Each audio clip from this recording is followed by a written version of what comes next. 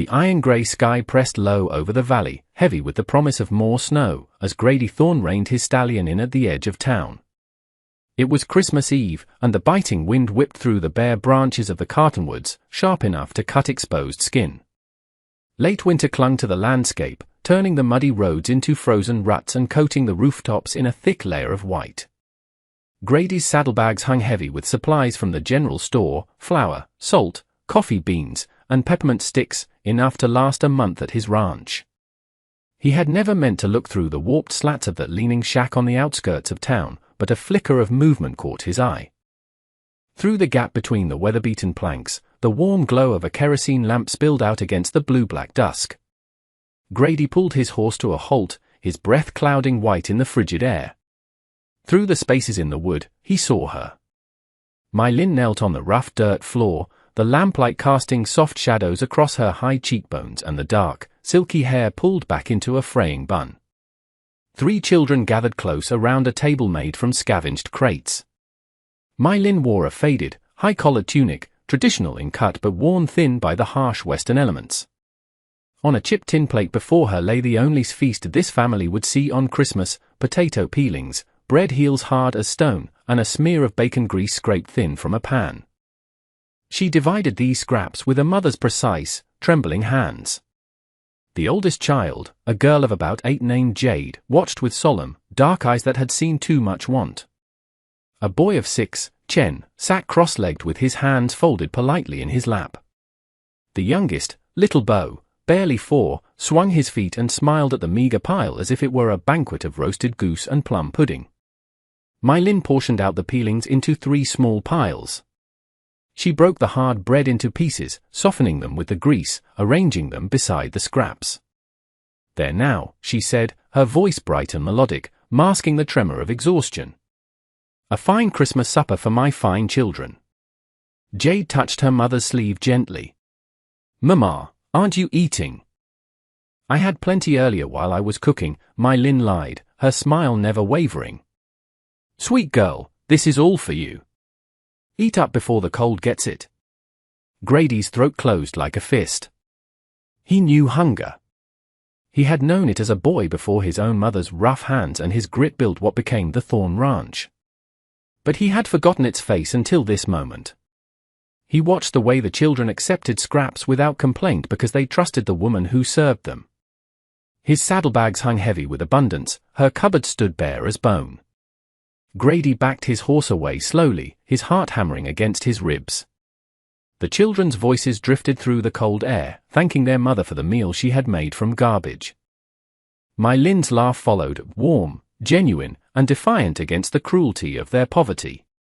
It was the sound of a woman refusing to let the world steal her children's joy. He rode toward his ranch as the sun set, painting the snow-covered hills in shades of violent violet and bruised orange. The land stretched wide around him, 300 acres of prime grazing, barns full of winter feed, and a house with more rooms than one man needed. He had built it all from nothing, proving every doubter wrong, succeeding beyond his boyhood dreams. But tonight, the emptiness of it struck him like a physical blow. The weight of what he had seen felt heavier than any saddle he had ever carried. Grady stared at his dinner table an hour later, unable to lift his fork. His housekeeper, Mrs. Higgins, had set out a roasted chicken with potatoes and glazed carrots. Fresh bread, still warm from the oven, sat in a woven basket. Preserved peaches glistened in a china bowl. Steam rose from the dishes, filling the dining room with smells that should have made his mouth water. All he saw was My Lin dividing potato peels.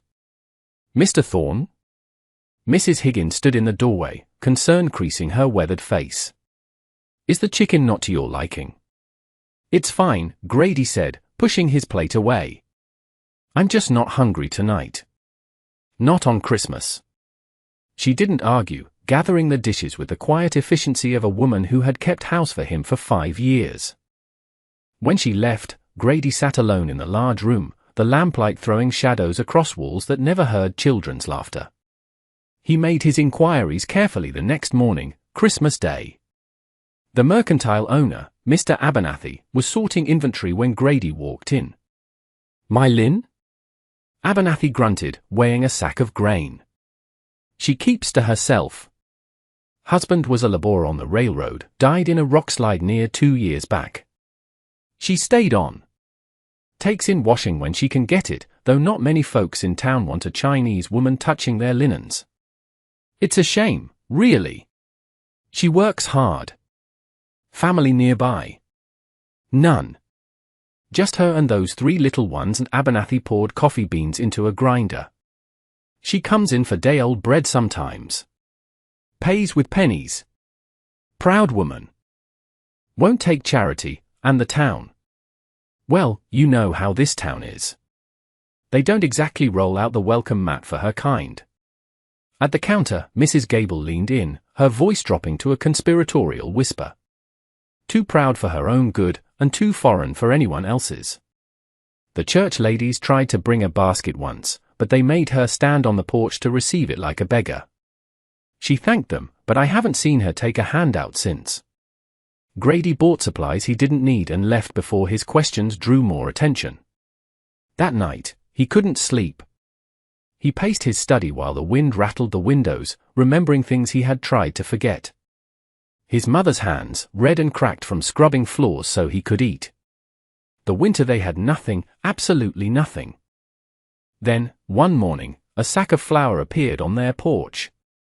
No note, no name. Just 50 pounds of flour that kept them alive until spring work came. He never learned who left it, but he learned what it meant. That sometimes mercy came from strangers. That goodness didn't require recognition. Cole stopped pacing and looked through the window. The stars burned cold and distant above his prosperous land.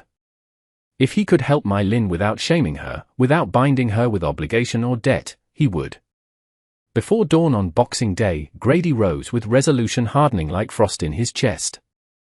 He filled the largest wicker basket he owned. Eggs packed in straw, careful so none would crack. A 10-pound sack of flour. Bacon wrapped in butcher paper, thick slices from his smokehouse. Potatoes, 6 good ones without eyes or soft spots. 2 cans of milk. Dried apples. A small sack of sugar that cost more than it should, but would let those children taste sweetness. He wrapped everything in a clean cloth, tied it with twine, and left no note. The sky was still black when he saddled his horse. The stars were fading at the edges, dawn an hour away. His breath clouded white in the cold air as he rode toward town, the basket secured behind his saddle. No one stirred on the streets. The shops stood dark, windows reflecting nothing. Grady guided his horse through alleys he had never taken before, approaching my Lynn's shack from the back where fewer eyes might see. Her chimney showed no smoke yet. She would be sleeping still, conserving firewood, huddled with her children for warmth. The thought tightened something in Grady's chest. He dismounted quietly, his boots crunching softly on the frozen ground. The basket felt lighter than it should, though it held more food than he would eat in 3 days. He placed it on her doorstep, adjusting the cloth so the wind wouldn't disturb it. His hand shook slightly, though whether from cold or something else, he couldn't say. For a moment, he stood there imagining her opening the door to find abundance waiting. The shock on her face. Maybe tears. Gathering Jade, Chen, and Bo to show them the wonder of eggs and flour and sugar. The relief of a mother who could feed her children something more than garbage today. He retreated before light broke the horizon. Back at his ranch, Grady unsaddled his horse and stood in the barn as dawn painted the sky gold and pink. The empty stalls, the silent house, the land stretching away in all directions, he had built an empire but filled it with nothing that mattered. Maybe helping her family would fill something in him, too. He made a decision standing there in the growing light. This wouldn't be a single act of charity to soothe his conscience. Tomorrow he would bring another basket. And the next day. And the next. He would keep bringing them until she no longer needed him to, until those children grew round-cheeked and strong.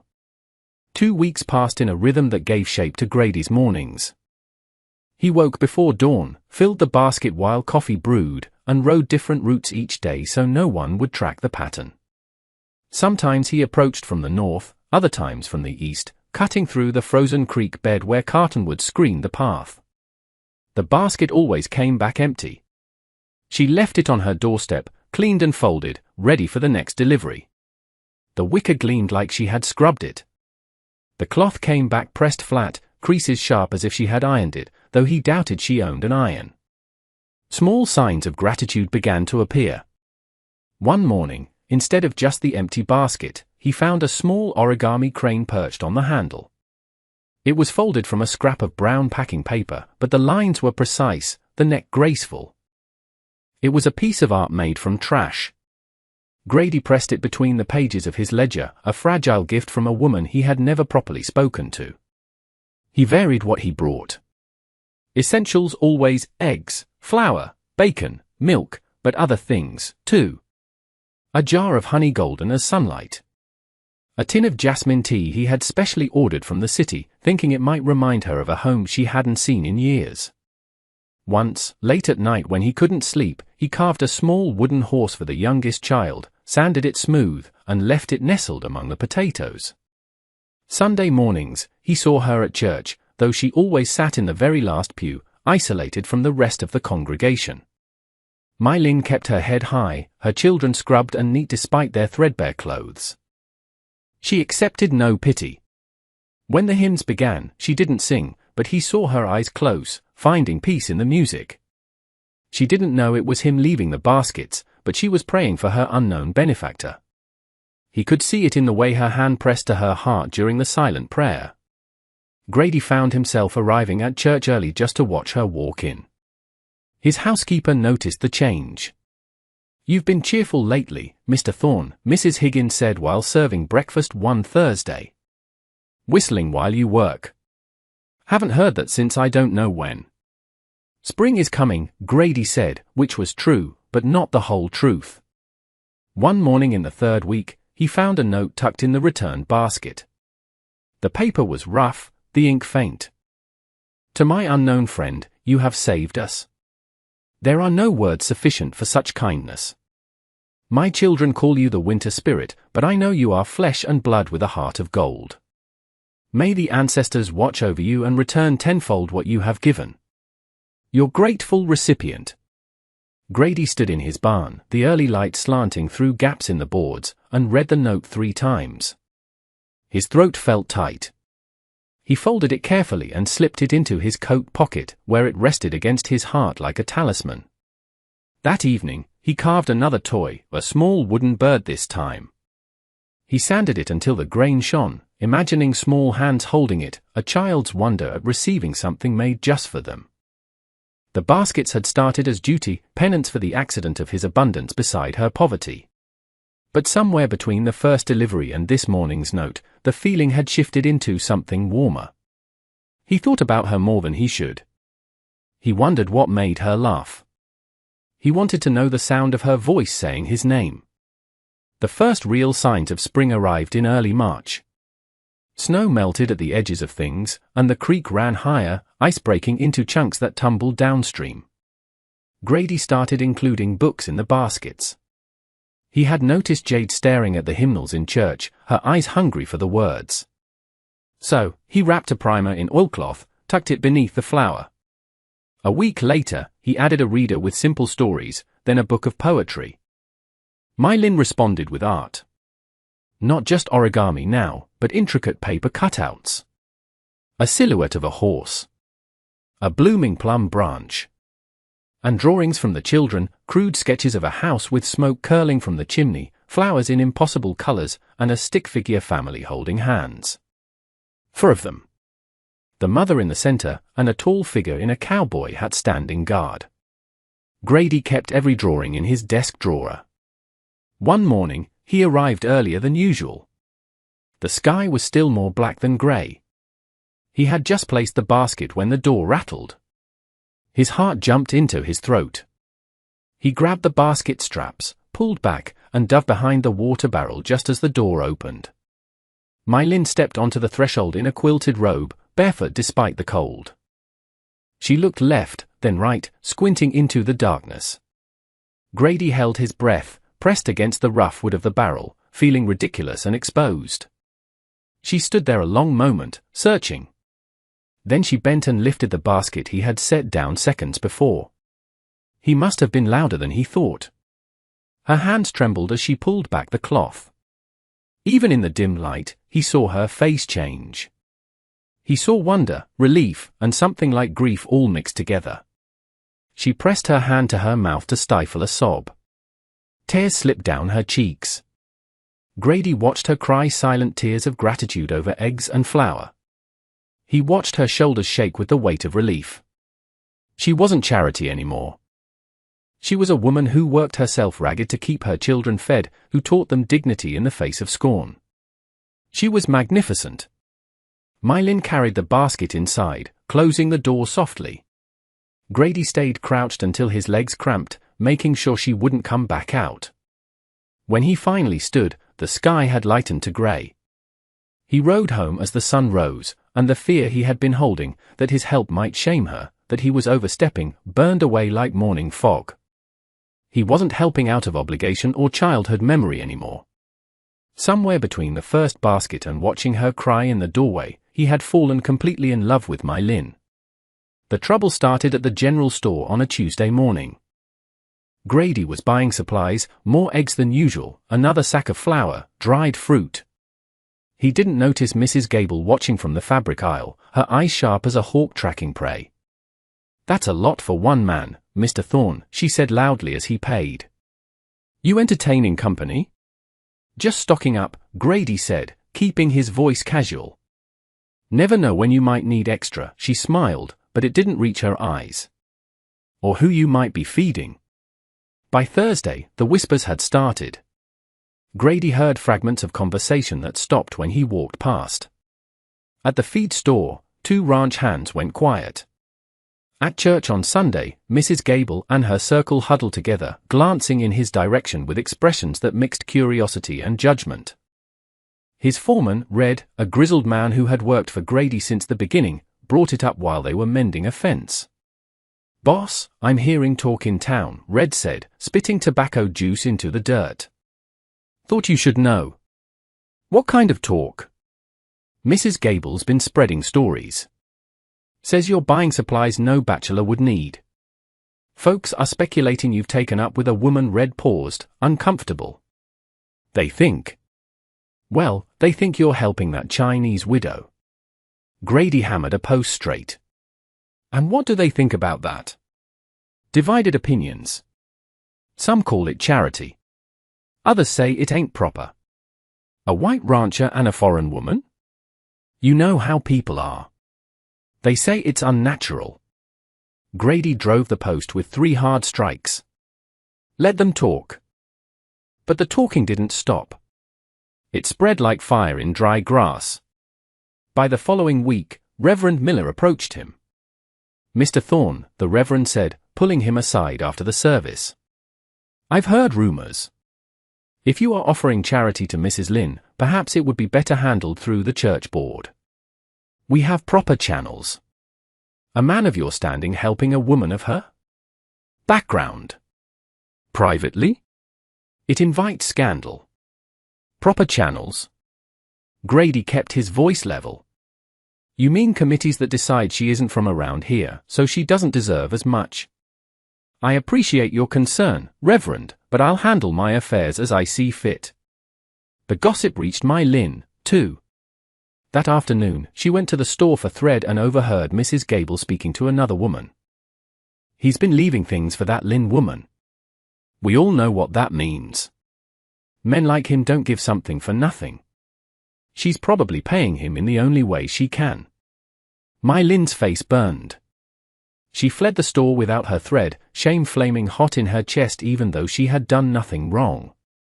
That night, the basket didn't come. Grady sat in his study, the filled basket beside his desk. He couldn't move. The town's judgment pressed down on him. He could stop now. He could save his reputation. But then he imagined Mylin's face finding the doorstep empty. He imagined those children going back to scraps because he was too cowardly to face gossip. He remembered the note. "You have saved us." If he stopped now, he was confirming the town's ugly whispers, that it was something shameful. Grady stood up. He grabbed the basket. But this time, he didn't wait for the cover of darkness. He waited for the sun to rise. He rode straight down Main Street as the town awoke. The basket was visible to anyone looking out their window. Let them see. Let them whisper. He was done hiding kindness. When he reached my Lynn's shack, neighbors were already stirring. Mrs. Gable stood on her porch 2 houses down, broom in hand. The blacksmith paused by his forge. Grady felt their eyes, but he didn't turn away. He dismounted, walked to my Lynn's door, and knocked loudly. Long silence. Then footsteps. The door opened slowly. My Lynn stood there, dark hair loose around her shoulders, eyes red. Jade, Chen, and Bo peered from behind her skirts. "It was you," she whispered, looking from him to the basket. "It was me," Grady said. "May I come in?" She stepped back. The shack was spotless inside. Grady sat at the crate table, the basket between them. "I heard what they are saying," my Lynn said, her voice shaking. "You shouldn't be here. It will ruin you." "I don't care what they say," Grady said. "I saw you that first night. Christmas Eve. Dividing scraps. I couldn't unsee it. I know what hunger looks like. My mother raised me on nothing but grit." Jade stepped forward. "Are you the one who brought the books?" Grady nodded. "I saw you reading the hymnals. Thought you might like stories." "I read them all," Jade said proudly. "I taught Mama the words." "Mr. Thorne," my Lynn said, tears welling again. "I cannot repay you." "I'm not asking for repayment," Grady took a deep breath. "I have a ranch. Empty rooms. Full barns. A table too big for one man. I'm asking, hoping, that you and the children might consider making it home." My Lynn froze. "As your housekeeper?" "No," Grady looked her in the eye. "As my wife. If you'll have me." You cannot mean that." The town can go to hell," Grady said softly. "I admire you, my Lynn. You feed your children joy when there is no food. You hold your head high when they look down on you. That is not something to pity. That is something to honor. And I have fallen in love with you." Before she could answer, heavy boots stomped onto the porch. The door swung open. Reverend Miller stood there, flanked by Mrs. Gable and the store owner. A small crowd had gathered behind them. "Mr. Thorne," the Reverend barked. "We need to discuss this situation immediately. This is improper." Grady stood up. He walked out onto the porch, my Lynn following him, fearful but standing tall.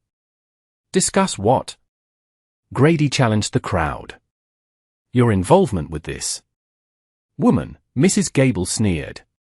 "It's a scandal. Bringing her food? And now entering her home in broad daylight.